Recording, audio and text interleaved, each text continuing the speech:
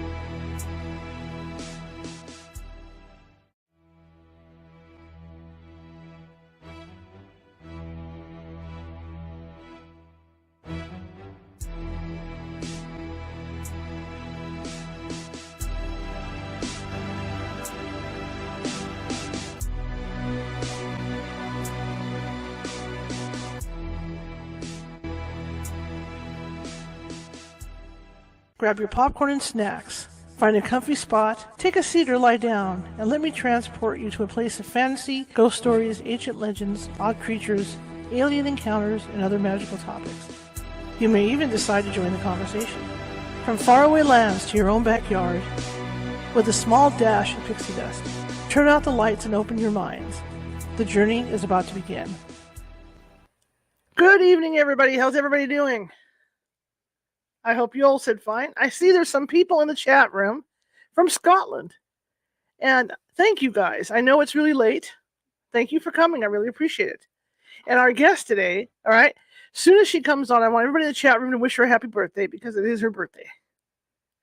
She's on late with us, but tomorrow, well, technically, it'll be tomorrow morning in a few hours for her. She's going to be celebrating her birthday, so it's already like her birthday. Okay. Anyway, my name is Charlotte. I'm going to be your host for the next hour. I'm also the owner of the California Haunts Paranormal Investigation team, based out of Sacramento, California. We are 45 strong up and down the state, and we also have branches in Washington, Oregon, Nevada, and Hawaii. So we're a busy team. All right. You know, if you're watching from Facebook tonight, please be sure to hit that follow button because I am looking for followers, and we do a lot of different shows. This morning I taped a show, and it was on fentanyl. Because I'm a journalist and a photojournalist, I like to change it up. So I might do a show on ghosts one night. I might do a show on UFOs. I might do a show on fentanyl. I might do a show on government stuff. Who knows? But I like to change it up. So anyway, welcome. I'm really excited about tonight. I heard this young lady on another show. Very impressive, and it's a thing that fascinates me too. In fact, starting Sunday, since we're on the subject of this, starting Sunday, our book that we're going to be reading every Sunday is going to be about the Salem witch trials and all that. So we're going to be reading about that in detail, and Rebecca F. Pittman wrote this book, and so. Like I said, starting Sunday, we're going to have 4 or 5 weeks of that to lead us into the holidays. All right? So we're looking forward to that. But tonight, I've got a real witch coming on. The Whyte Witch of Scotland. Lynda Dean is with us tonight. And no, she doesn't look like Endora or anybody like that. Real nice lady. And she's got some stories to tell. We're going to talk about witches and how they've been, persecuted over the years and things like that. And plus she gives tours, ghost, haunted tours and stuff in the area where she lives in Elgin, Scotland. And so we're going to talk about that because there's some really interesting places that she takes the people on the tours. Okay, so I'm really excited about tonight. So without further ado, let's get her on. Here we go. Hiya. Hello. How you doing? I'm good. I just had some chocolate that a witch made me with dragon's blood in it. Oh. So I'm feeling good. Cool. I've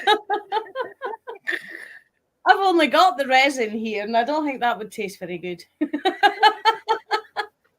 But I'm looking at the ingredients she sent me, and I'm like, dragon's blood. Whoa! Yeah.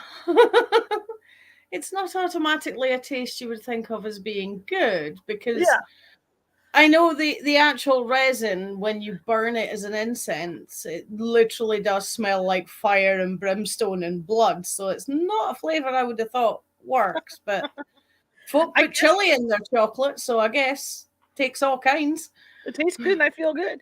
If I start shooting fire out of my mouth or something, we'll know why. There goes the mic,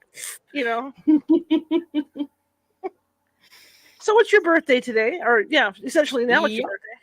Yeah, it is. Well, here it is now.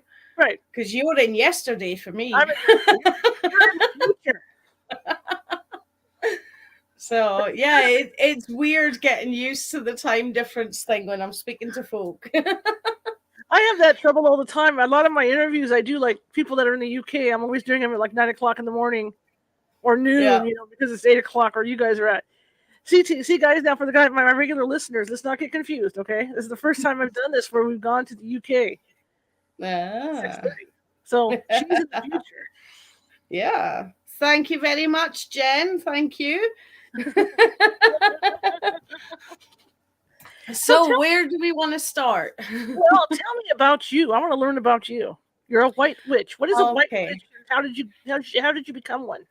Well, witch was first thrown at me as an insult when I was 6. Nowadays, I take it as a compliment. I've been a freaky person who can see things other people can't from birth, basically, and been scaring the hell out of people since I could talk by telling them stuff that I shouldn't know and stuff like that. And when I was 6 years old, people started noticing some of the stuff I was saying was coming true and stuff, and they're like, "Yeah, you're a witch." And then it became the insult. All through school, it became the insult. And then from about 15 years old, I started reading up on this stuff. Basically, every house we ever lived in was haunted. Okay. And I started reading up on it as a way of dealing with what was going on in the house. So pretty much because we'd had the minister come out to bless the house. He was a friend of the family, never made a blind bit of difference.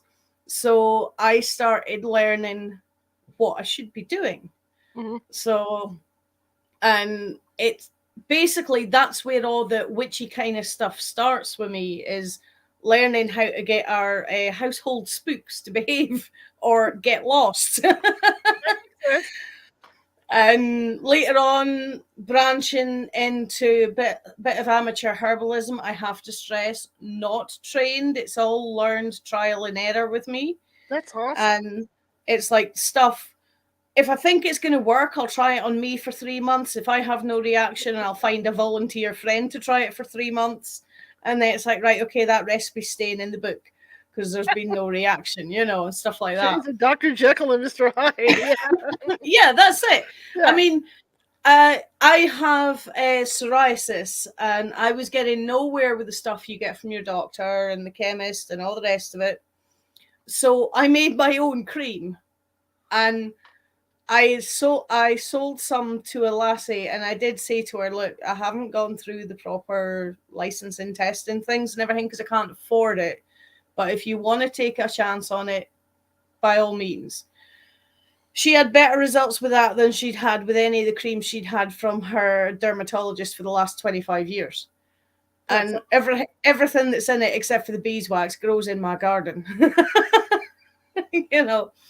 And I still get better results with that for myself than I do with anything the doctor's ever given me. So the old ways do work. My grandmother was an herbalist as well. She was considered a curandera because she did help people. That's what my Portuguese clients call me. Yep. So I understand completely about the herbs. In fact, I still have mint growing. I always wondered what the mint was for. I knew it was for like colds and stuff, but I also now realize she had mint growing around the perimeter of the base of my house, and I took it all out like an idiot.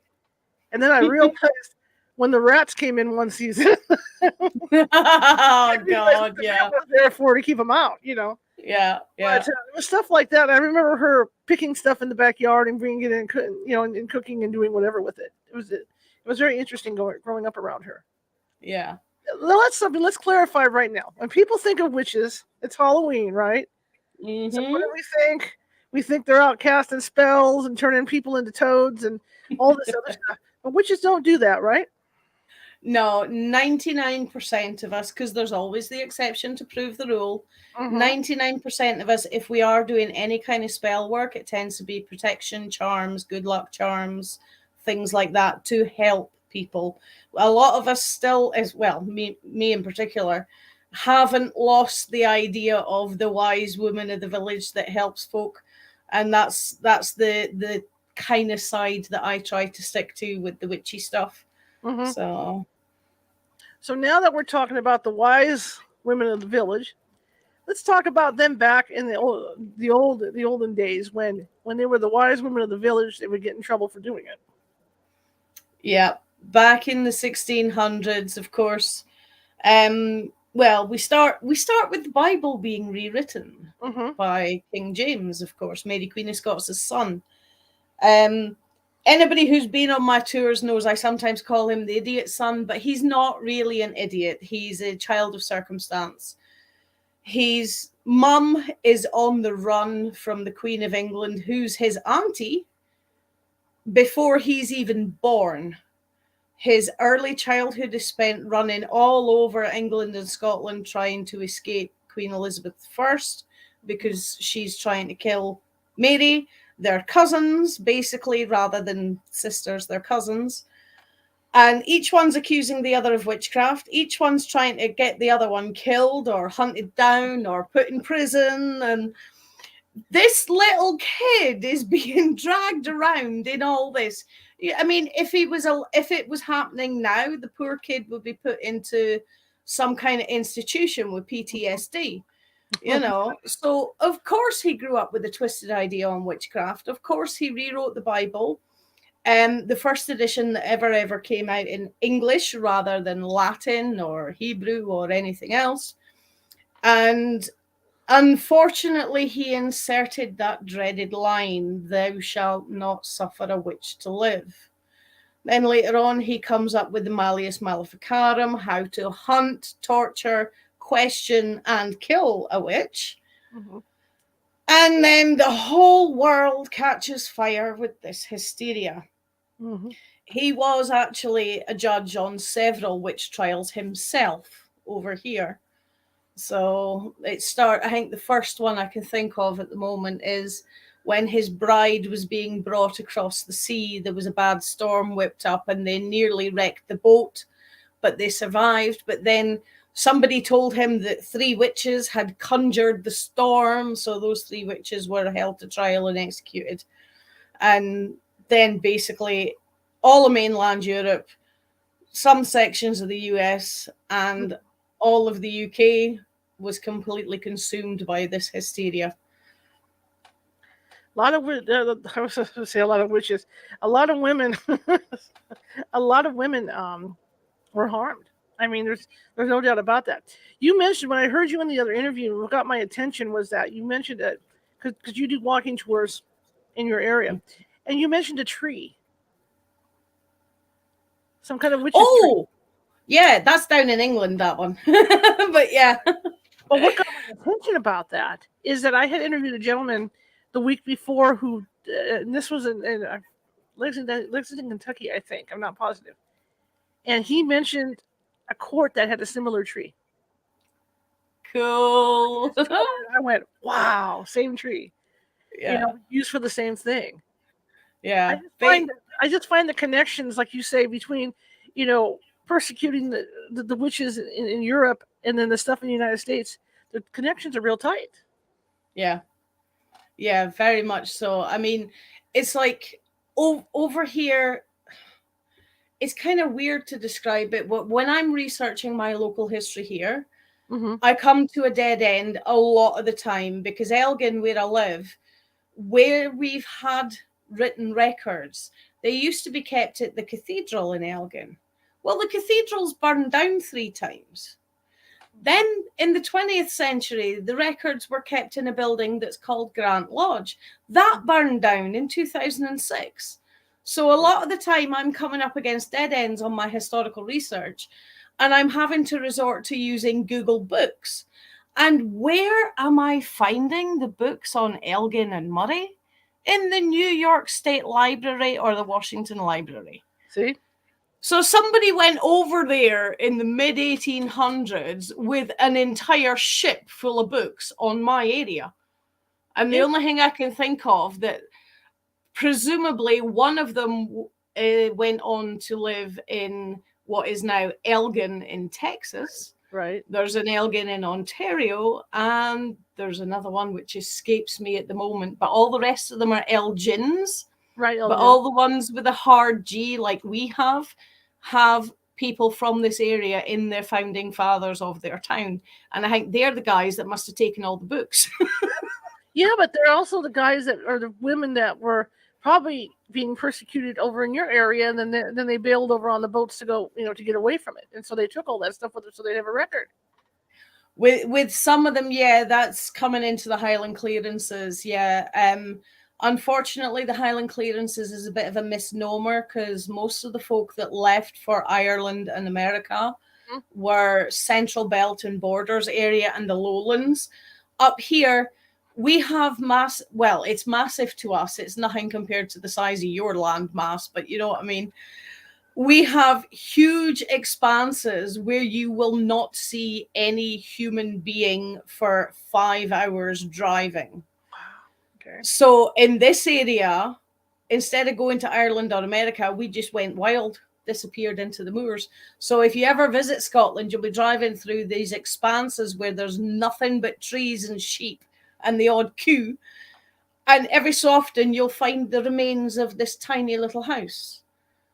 Wow. So, and that's because we all just went wild. It's like we haven't got the money to be going across the water, so we just went into the middle of nowhere and set up there to escape after the parliamentarians took over the idea of the locally the Highland clearances basically started with a factor on a local estate. And what his boss did is he went round, asked all his tenants, have you got a field that's useless? I'll take the field back off you, give you a reduction in your rent. Mm-hmm. And then everybody was happy and he got the sheep in absolutely fine. Then one of his boss's friends told the Duke of Sutherland, which is where it all goes wrong. Mm-hmm. And that's when it hits Parliament and it becomes entirely legal to burn your tenants out of their house so you can put sheep there instead. And that's when half of Scotland basically left and moved to Ireland and America. So very interesting. Now, when we talk about witches and we talk about the persecution on witches, is it because people were afraid of the fact of them working with, they were able to heal and work with herbs and everything, or was it things where people just didn't like somebody and then decided to call them a witch just to get even? A bit of both. If you had a good producing farm or a good herd of cows or whatever, another farmer next door would get jealous and he'd probably accuse you or your other half of witchcraft. And there'd be trumped up stupid charges that nowadays you'd just get laughed out of court. Mm-hmm. I mean, one of the silliest ones I came across was a guy slagged off his neighbor and then he got stung by a bee and ended up with over here my family calls it deli belly when you're doing the exorcist impression at both ends. And he said that bee had to be poisoned and it poisoned him, so therefore that bee had to be the neighbor that he insulted the other day. Wow. Wow. So some of it's just jealousy because you've got better than they have. Mm-hmm. With the poorer working class folk, there was a genuine belief in amongst the working class folk that it's a possibility, mm-hmm. Because, I mean, back in the days of the Catholic Church, because everything before 1560 in Scotland is the Catholic Church. There's nothing else, only the Catholics. And when they had the power, you have good witches and bad witches. And when the minister or the pastor's getting ready to set up for Sunday service, he'll put a glass of milk and a bowl of porridge on the back step of the church so that the service doesn't get interrupted by the witches or the fairies or the brownies. So it's just when the Protestants came in, that was it. A witch is a witch. They're all bad. Right. So whereas nowadays we tend to think that the Protestants are more lenient and the Catholics are harsh, but it was the other way around for the witch trials. And then when you think like with the witch trials and the stuff that they put the women through, or even the men for that matter, the testing, the big boulders on the chest, to see how long they could withstand. I mean, nobody can withstand that stuff. Yeah, that's it. I mean, in Elgin, they were particularly brutal. I don't know because of the time that this is going out at your end, if this may not be appropriate for the gory bits. But basically in Elgin, you were dragged behind a horse and cart from your house to the gates of the cathedral. Depending how long and how far that was, would depend on the state of you when you get there. Then they trial you by water. Now, when we threw you in the pond here in Elgin, it wasn't a fancy ducking stool or any of that. Mm-hmm. They tie your right thumb to your left big toe and vice versa. And then they throw you in the water. If you drown, oh, bless, you're innocent. At least you get to go to heaven. If you float, you're going to get worse. Mm-hmm. Then they take you back to the gates of the cathedral and you'll be asked again, guilty or not guilty. You're stripped. The entire town gets to gawk at your naked body. And if you're still sticking with not guilty, they put a noose around your neck with the knot pushing on your esophagus. And we're talking a knot the size of your fist, pretty much. Excuse me. And they pull you up just like you're in ballet class on point. So you're dancing on tippy toes, naked, soaking, humiliated, trying to save your own life. And then just when you think you've almost got the balance so that you're not going to get killed in the next 30 seconds, they hoist the rope and pull you straight up from the floor. So you're about 6 feet in the air, which is a big surprise. But because of the positioning of the knot, it's not going to break your neck for you. So they leave you up there for a bit, and they'll ask you again while you're up there, guilty or not guilty. Okay, not guilty again. We take them down again, let them go on tippy toes again. And basically, they do like any showman does in the wrestling or the boxing now. The one in charge of the trial is pacing up and down in front of the trial, in front of the crowd, noising them up to get them all worked up. And then they produce a little dagger. And I do mean little. This isn't an original, but it's about the same size. So you have this little dagger. It's literally about the size of your thumb. That soft bit between your collarbones. You go in there and all the way down the full length of your torso. And I do mean all the way down. Now, this is the really gory bit. If nothing hits the ground with the help of gravity, they put their hand inside. Wow. And walk backwards until something hits the floor. You're still alive. Jeez. Once there's something hits the floor, they hoist you back up to the 6 feet in the air. And they leave you like that to die. If you're fit and healthy, you'll bleed to death in 6 minutes. If you're diabetic or have another condition, or it's January and it's -10, your blood's going to clot, and it will take a full 17 minutes for that knot to slowly suffocate you. Wow. It's horrendous. And in Elgin, we did that to 40 people in my town alone. During the witch hysteria through Scotland, there was over 4,000 people murdered by the church. Wow. 4,000. And we didn't have a big population in the 1600s. We don't have a big population now. But throughout the whole of Scotland, more than 4,000 people were murdered by the church through the witch hysteria. Wow. And there's various different things. There's another town along the road from here where you were made to drag a barrel up the top of the highest hill. They put you in the barrel. Then they get 9-inch nails. Told you this was nasty. My guys can take it. 9-inch nails hammered to the point where they're flat on the outside of the barrel and you're pretty much shish kebab. Wow. Then they paint the barrel with pitch, which is basically boiled tree sap, and it's as flammable as diesel fuel. Set fire to the barrel and then kick the barrel down the hill. And wherever the barrel stops, they get a massive stone, drop it on top of your remains and the remains of the barrel. Wow. And that stone is to stay there forevermore so your spirit can't come and torture the ones who killed you. Yeah. So lovely folk. Yes, lovely, lovely folk. It's not funny. And what would happen if somebody, couldn't handle it and said, yes, I am a witch? If you turn around and said you were guilty, you would only be subject to even more torture. I figured. So whichever way you go, you're going to wind up dead. The most of the time, even though they didn't believe in the one upstairs that I called the narcoleptic carpenter, they still believed in a good place and a bad place. And they thought if they had said they were guilty of some of these horrible things, they'd be condemned to the bad place. So, and because they knew they hadn't and they wanted to go to the good place, they just stuck with not guilty no matter what they did to them.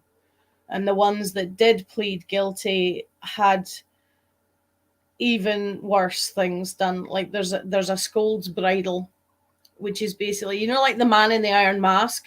Right. But put a mechanism on the front where they pull your tongue out and pierce your tongue, and you have to walk around with this mask on for up to 3 weeks with your tongue hanging out. You can't shut your mouth. You can't eat or drink properly. And until you collapse, you're kept in that mask. Wow. So, yeah. Lovely people, the church, aren't they? It's a good job people wisened up now. That makes you wonder who the hell designs this stuff, these torture Yeah. things. I mean, I've been through Tussauds in England, London, and I've seen, like when you go down to the dungeon area down there and they're showing you the torture devices. Yeah. Boggles the mind who designs this stuff. It's like when you see a fully equipped torture chamber, you can totally tell it was all thought up by guys. Mm-hmm. I mean, there's one in particular, I forget the name of it, but basically they sit the lady astride a triangular shaped mechanism, and they just keep adding more and more weight on top of you until eventually you split. Yeah. And then you have the pressing to try and get a confession off you where they're loading all the rocks on top of you.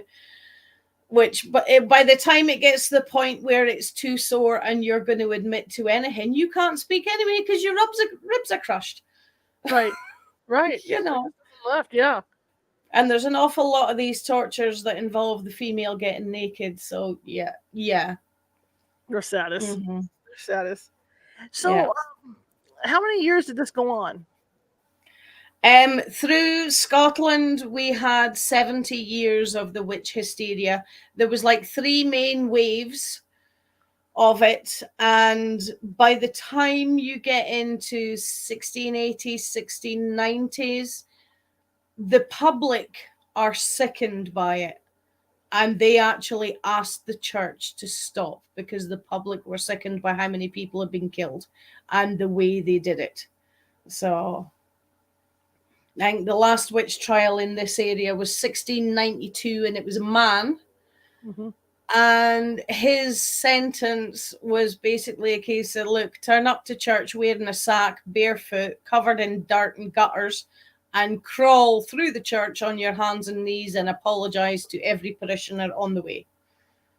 That was the last one. That was the last punishment we had. But the last lady who was killed was Maggie McPherson, and she's 1670 something, and she was 84 years old. 84 in 1670. She should have been hailed as a goddess, because most folk were dead by the time they were 40 in that time. Absolutely. So, but she was the last one to be executed, and the day of her execution, while they were waiting for her to slowly strangle to death at the end of that rope, they actually pulled out a man from the crowd who had stood up to defend her, to say that she was a nice lady living out her widowhood in the forest, which is where she lived. I actually found the remains of her house 2 years ago, which is really cool. And he stood up to tell them that she'd given them medicine when they were sick as kids. She'd even given them medicine for the cows. And she showed them how to save his father's life when his father collapsed. Basically, she showed them CPR, right? Right. This guy that stood up to say all about this was the local minister. Wow. Well, during the 16, 17 minutes it took Maggie to die, they hauled him out the audience and hung him as well. Execution style, with the knot at the back of the neck. It doesn't matter who you are. If you stood up to defend a witch, even if you're an officer of the church, you're going to be executed as well, because you're obviously a witch if you're going to defend one. So, horrible. This is horrible. So obviously nowadays that attitude doesn't exist anymore. No, you'll still find a similar distaste and under their breath hatred in some areas, in the wee faraway places in the middle of nowhere. But for the most part, if the population's more than 3,000, you're good. Here's my question. I mean, are you in a coven, or is it just you practicing?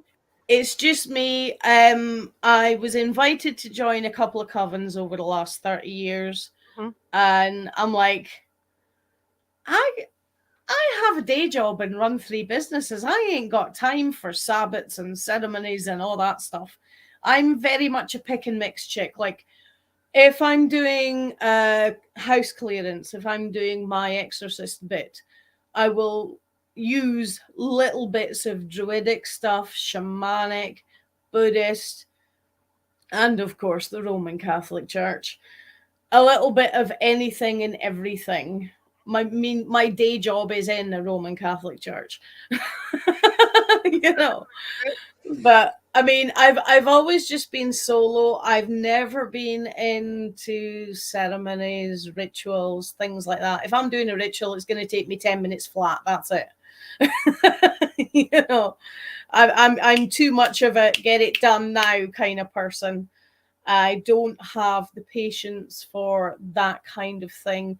And I think as well, because I'm very much pick and mix, some of the witchified people get offended at me using other religions. And 80% of the Christians are either scared of me or they tolerate me just in case I do something. I don't do that stuff. I mean, I had a woman offer me one time. This woman offered me £2,000 to curse her husband.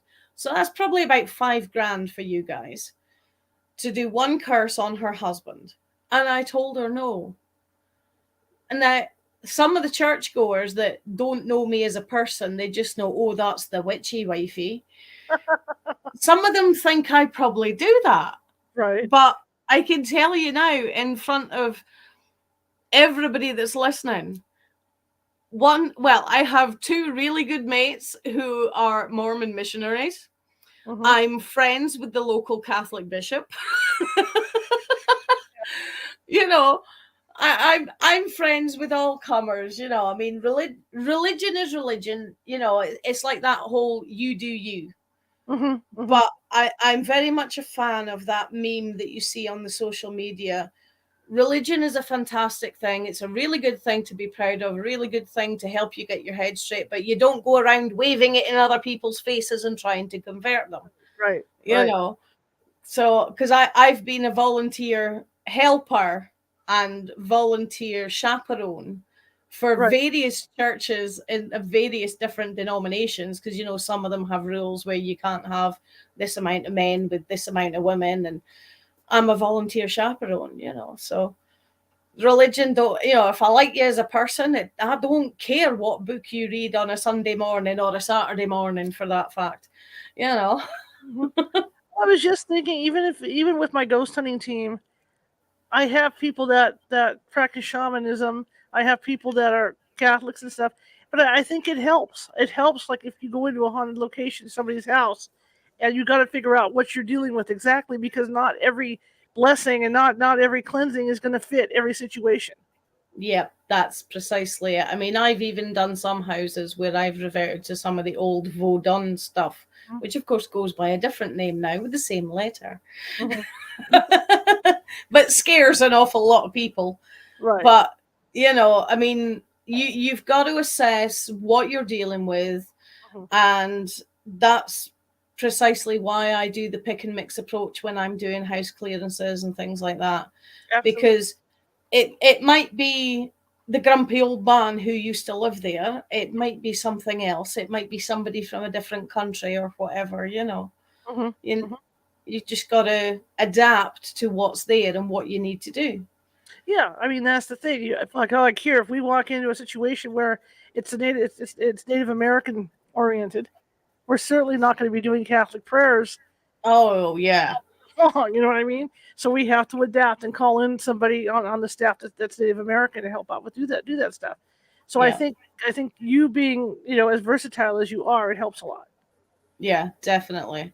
And it's it's one of them odd little things that runs in the family. I mean, my great grandfather, he's from Sri Lanka.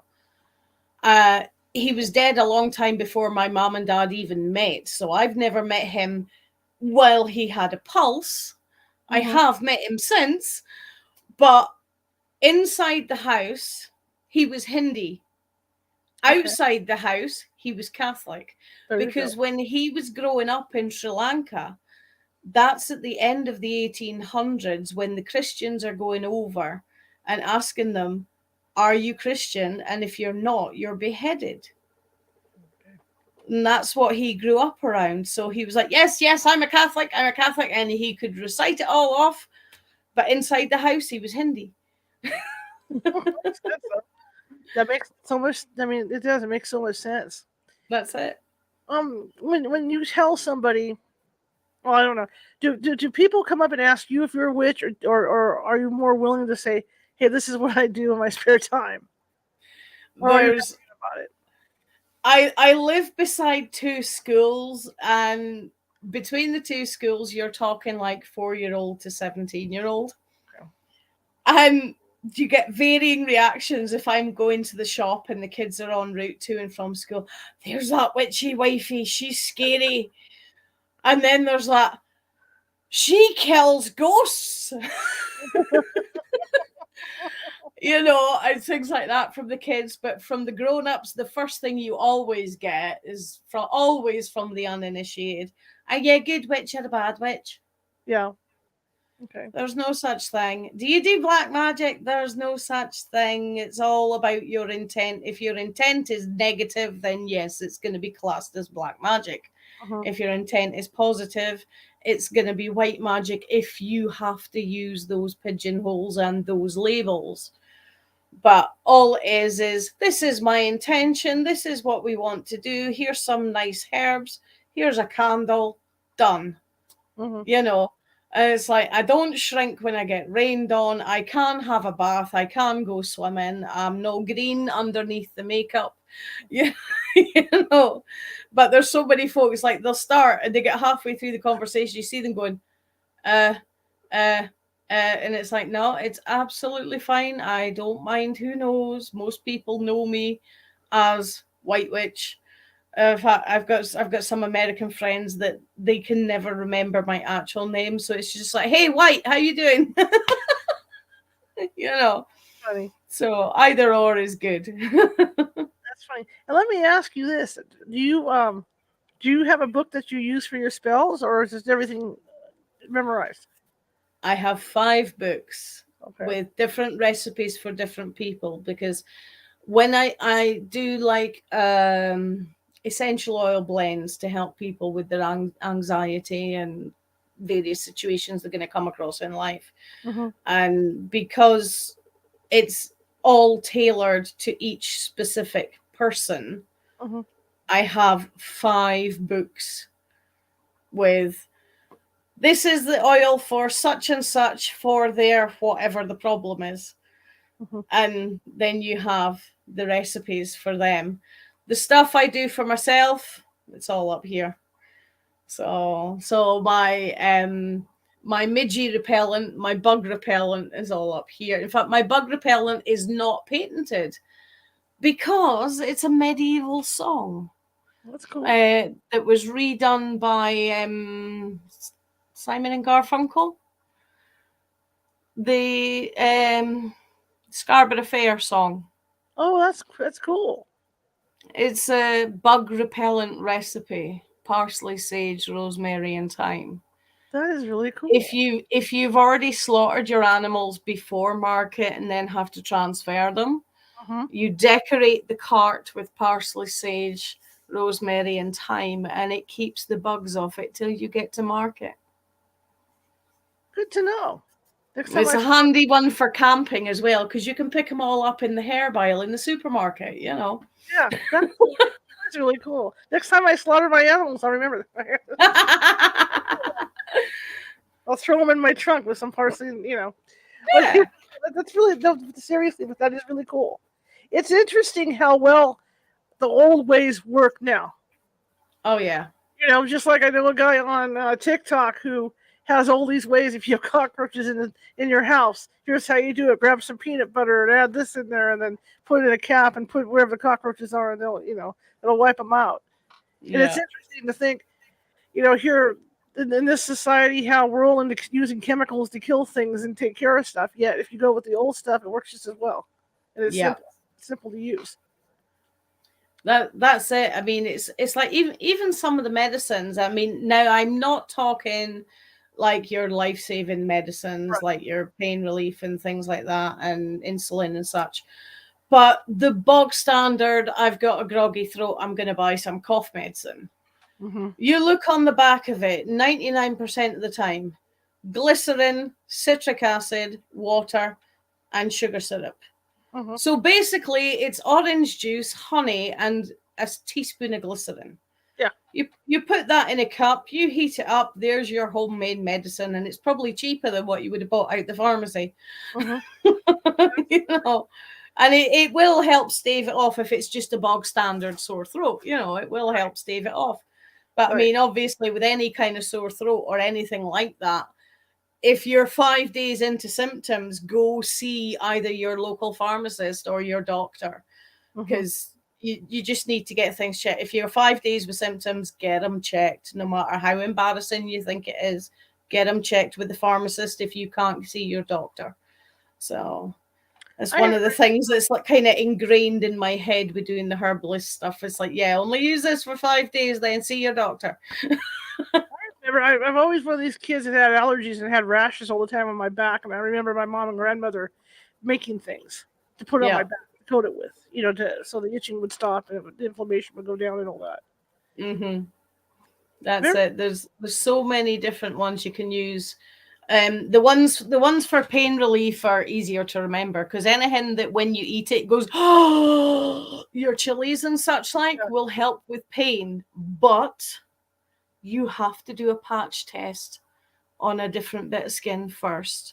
Right. Because if you get ground up chili on your skin and you react, you're in a world of pain for 2-3 weeks. So if you're going to do any herbal remedies, even if it is family recommended, do a wee patch test somewhere not too sensitive and easy to reach. So if it does react, you can wash it off straight away. So, but just be careful. Always check. Absolutely. Now you do walking tours as well of your area, correct? Yeah, that's right. Those? Sorry? Can you tell me about those? I do different routes for different topics, really. I mean, our high street in our town centre was the town cemetery for 700 years. So the high street is the graveyard. It's the oldest graveyard in town. None of the stones are still there. Well, some of them still are, but they're in different places for different purposes now. So there's that one that just does the high street. Then the witches tour. We start on the high street and then we follow the path that you would have followed for your trial. So from the high street to the cathedral to where the big pond used to be that we used to throw you in to see if you'd float.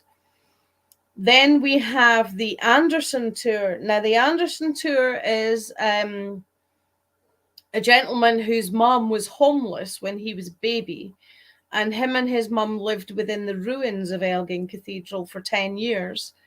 And later on, he grew up. By the time he's 60, he's a major general and he's absolutely minted money-wise.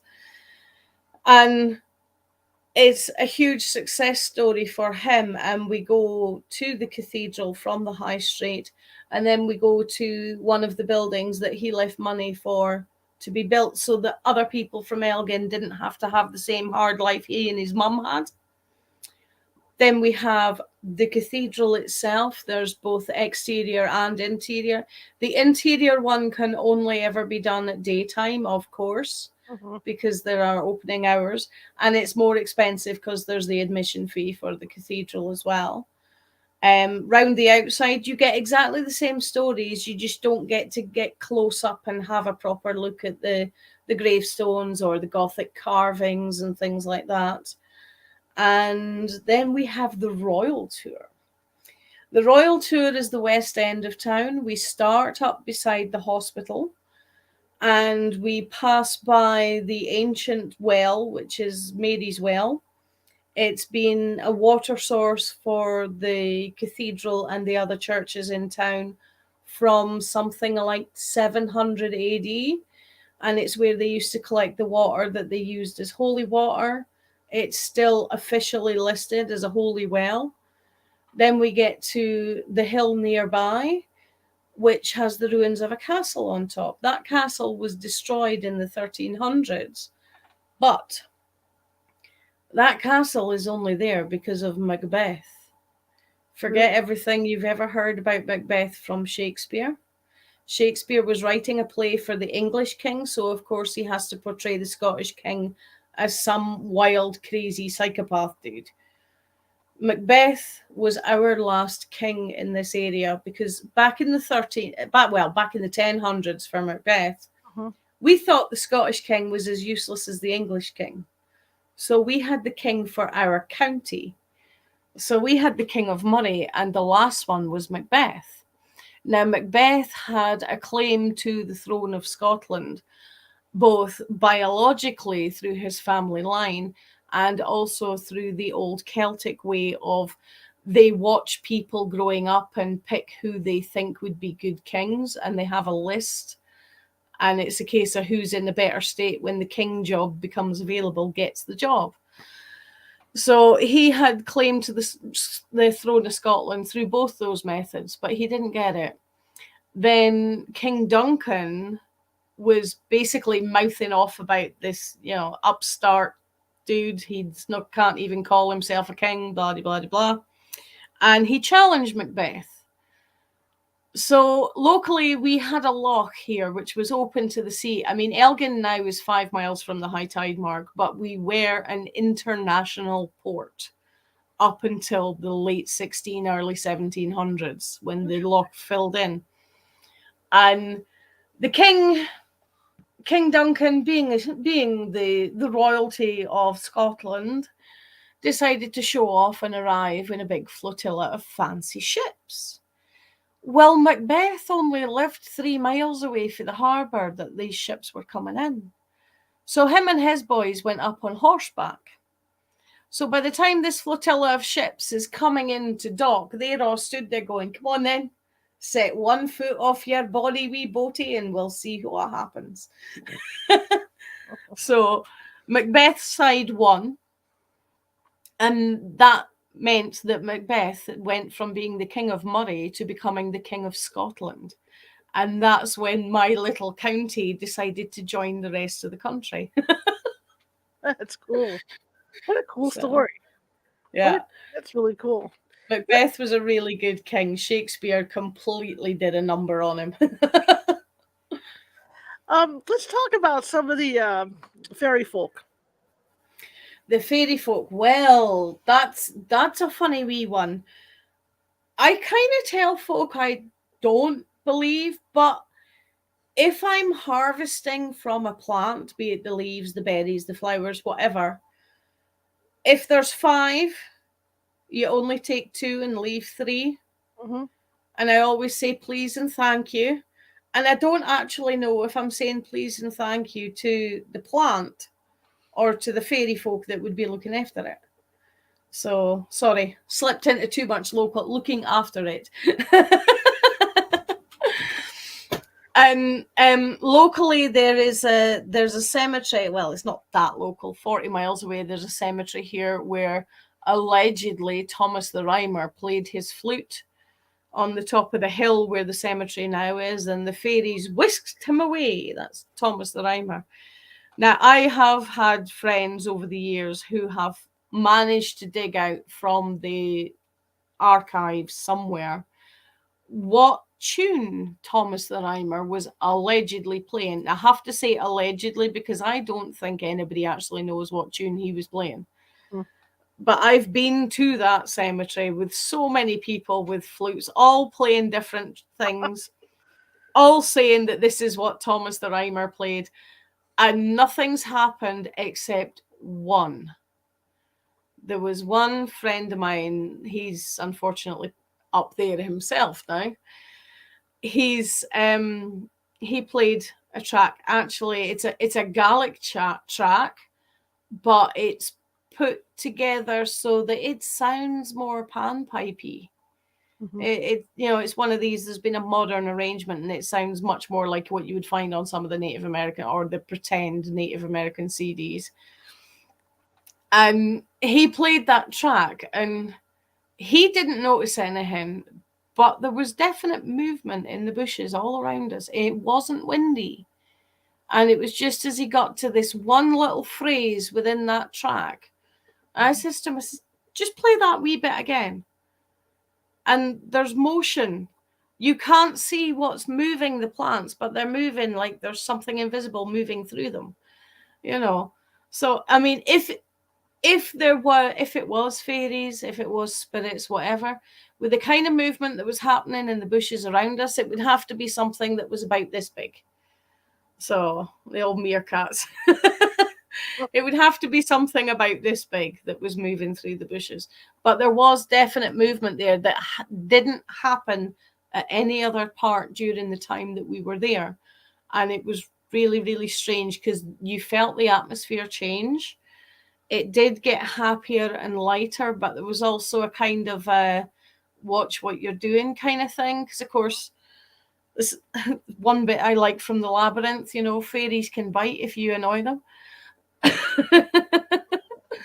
So, there was definitely a something, and it didn't feel like spirit. So that's the only thing I've had where I would have to say potentially it was the wee folk. So that's really cool. That is super cool. Now let's talk about spirit a little bit. Now, with all the history of where you're at, there's got to be a lot of people walking around that are no longer alive. And what's it like for somebody like you to walk around through all that? Well, thinking about it now, after sharing experiences with other people and stuff, because to me it's always been normal. I've seen and heard since I was tiny. But it's only as a grown up now, I'm noticing, like, I'll go to visit somewhere else and it'll be like, there's a dude in armor strolling up the high street. Or like, when I've been traveling, I used to go down to Derby quite a lot, and I was going through York railway station, and I had a lovely conversation with a gentleman in a top hat. I got lost. York railway station, you've got the up and over with the lifts and the stairs, but then there's also tunnels underneath as well, which is actually a shorter walk if you end up having to go from one end to the other. So I went through the underground tunnels, and some of the signs had fallen off, and I got lost. And I'm like, oh, great. So I just stood, and this was back in the days when you could smoke indoors. That's how long ago it was. And I thought, right, I'll just stand here, have a cigarette, have a little think. And as I'm having a cigarette, this guy in a top hat appears. And he's like, where are you looking for? So I told him which platform I was looking for. And he's like, oh, yes, follow me. And we're chatting away, coming through the tunnel. Never thought anything about it. Right. Until I came out, and the guy turns around and he says, you must be the one we're looking at, because, of course, reserved seats and stuff. I says, yeah, you looking for me? He says, yeah, we are. He says, did you get lost? I says, yeah. I says, but the lovely guy in the top hat actually guided me. I guess he's one of the tour guides from the high street. And he started laughing. I says, what? He says, he's not one of the tour guides for the high street, but he's been here for about 200 years. He's seen at least once a week by people. But he directed me to the correct platform, so he's lovely. But I mean, and sometimes they can be as real as you or I when I see them. Other times it's like they're missing from the knees down, or you can kind of see through them, or their clothing style gives them away. But for some of the recent ones, definitely I wouldn't know that they've already gone, because they are so clear, some of the recent ones, and it's madness. But to me, it's like, oh, hey, how you doing? And it's only halfway through the conversation you realize, hang on a minute, I haven't seen them for months. And it's like, oh, okay, sorry. Now, you talk about this guy that had been around for 200 years. You clearly saw him.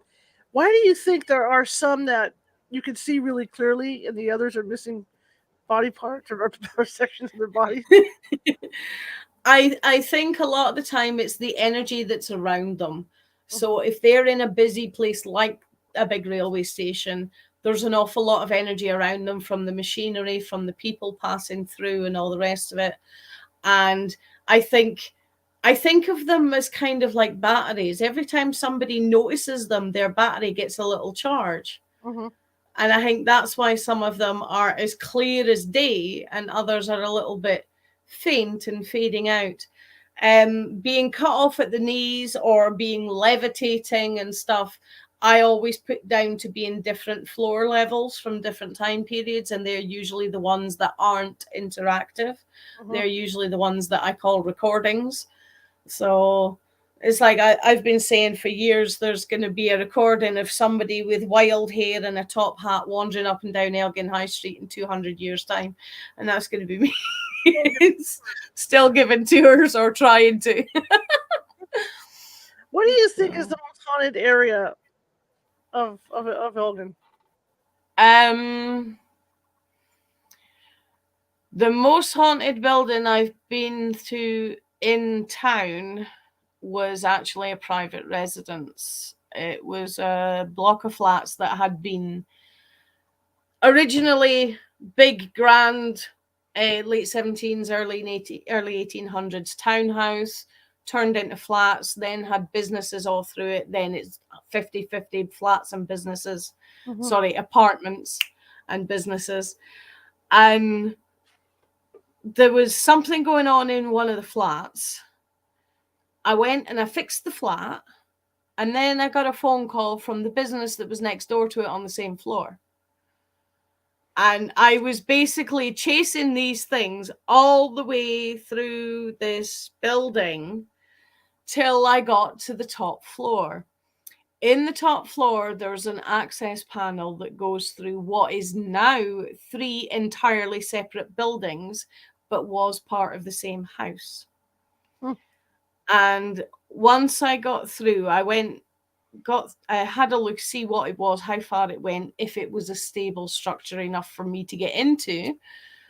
And then the following day, I went around all the businesses and all the apartments, all the people that would be involved. It's like, look, just to let you know, we've been having this problem next door.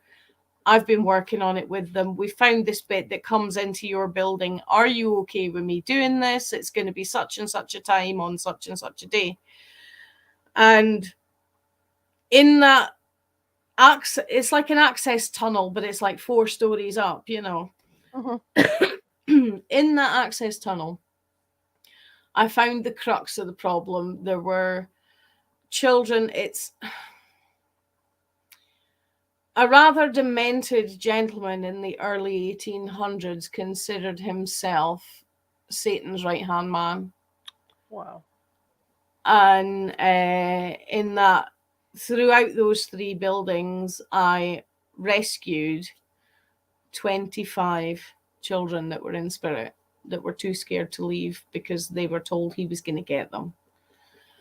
And he was prancing around the place. He's literally looks like the bad guy out of the first Brendan Fraser mummy movie with the black flowing robes and the bald head. He's strolling about the place like he's God. And that's when I lost my memory, because according to the rest of the team, I actually blacked out. And I'm laid on the floor, totally spark out, and there's a bloke's voice coming out of me. And the bloke's voice says something, I say something as myself, but I'm still unconscious. Me and him are having a huge argument, effing and blinding at each other, while my body is unconscious, but my voice, I mean, my mother will tell you I can still speak when I'm unconscious. And basically, a couple of days arguing with this dude, I finally managed to get a hold of an extra ingredient and how to make it, i.e. black salt. And adding that into the usual ritual, I chased the bad guy away. And while I had him occupied, I had another medium helping the kids to cross over to where they should be instead of being stuck in that building. But it was all hidden in that access tunnel up in the loft, because it's like kept chasing them, couldn't get it. But then when we find that access tunnel, I'm like, that's where they're all hiding, because it goes through 3 buildings and all he keeps doing is trying to get further and further away from me. But it was weird. That was the first mass clearing I did. And it's really weird because I'm sitting there thinking I'm making all this stuff up. And then I see the video and I see my face change and stuff like that. And it's like, okay, yeah, that's a bit weird. You think that he was just trying to act like Satan's right hand? Because I know there's some that just do that to keep that fear going. Yeah, I mean, he's like 1820s,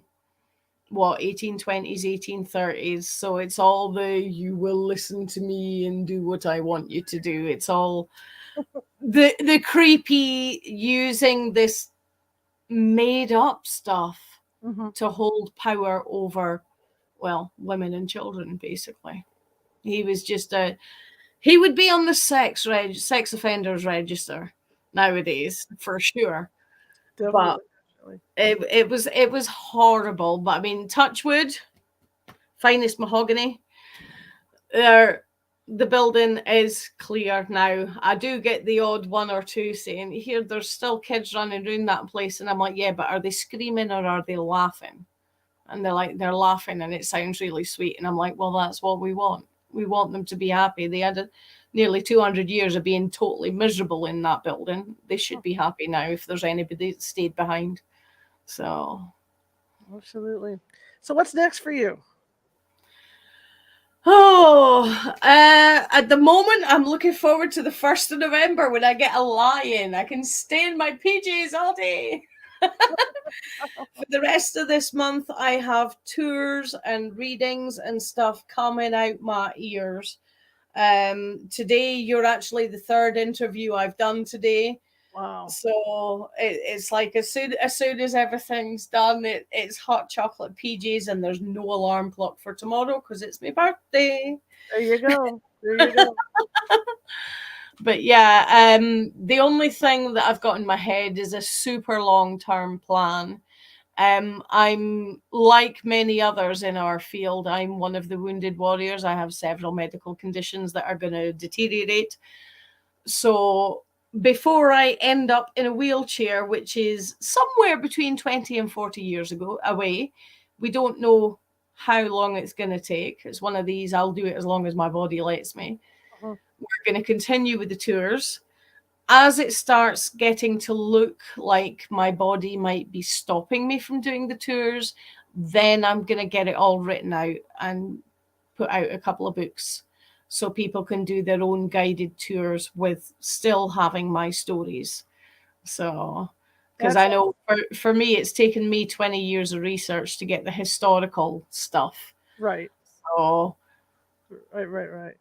Well, that's terrific. I really hope you have a happy birthday tomorrow. Today, later on. Yeah. It gets confusing after a while doing these shows. It does get confusing, but thank you anyway. Thank you, Jerry. I want to thank you for coming on. I really appreciate it. I'd love to have you back on sometime again to talk more. You're just absolutely fascinating.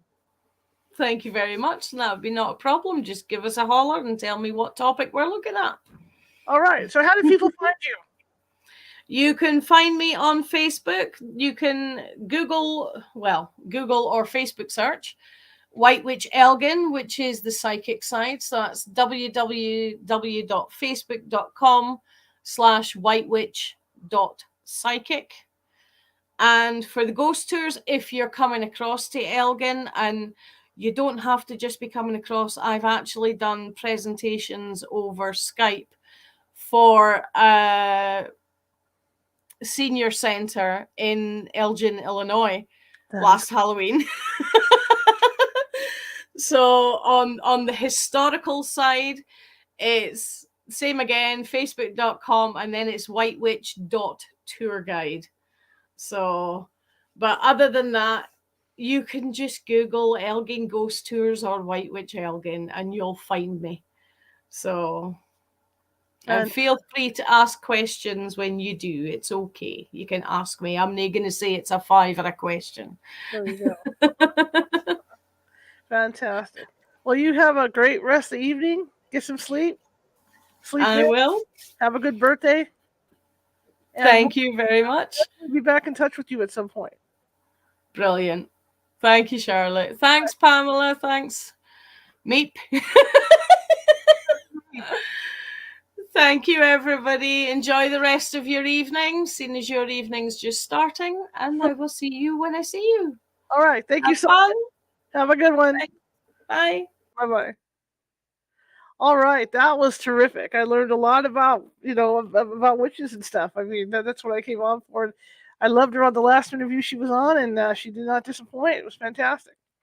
Tomorrow, we're going to be talking UFOs and alien encounters, 6:30 p.m., our usual time Pacific. Craig, TV producer Craig Campobasso, I hope I get the name right. Campobasso is going to be with us. He's got a couple books out on the subject, so he's going to be coming on to talk to us about that. So I want to thank everybody for coming in tonight, and the chat room was pretty active. I'm proud of all you guys, and for the people that came to watch from Scotland, all right, good show. If you like the show, share it with 5 people. If you hated the show, share it with 5 of your enemies. You know me, I'm equal opportunity. But we are I am looking for followers. My hat's on crooked. It always is. Look, we are looking for followers. So if you're watching from Facebook, you like what you heard, please do hit that like and follow button. And also, I'm also on Instagram, and I'm Ghosty Gal, all lowercase, and I'm looking for followers over there as well. And again, our YouTube channel is always open to new subscribers. So come on over. We got 450 videos there, varying topics, and I think you'll find something that you like. Anyway, I want to thank you all. You see that ticker at the bottom? What that means is that I don't take any money to ghost hunt or anything like that. So I got to make the bills just like everybody else. So if you could find it in your heart to help a little bit so I can pay for the internet bills and stuff here, that would be great. And you can do that at paypal.me/CaliforniaHaunts. Or if you're uncomfortable with PayPal, you can do that at Venmo and just type in California Haunts.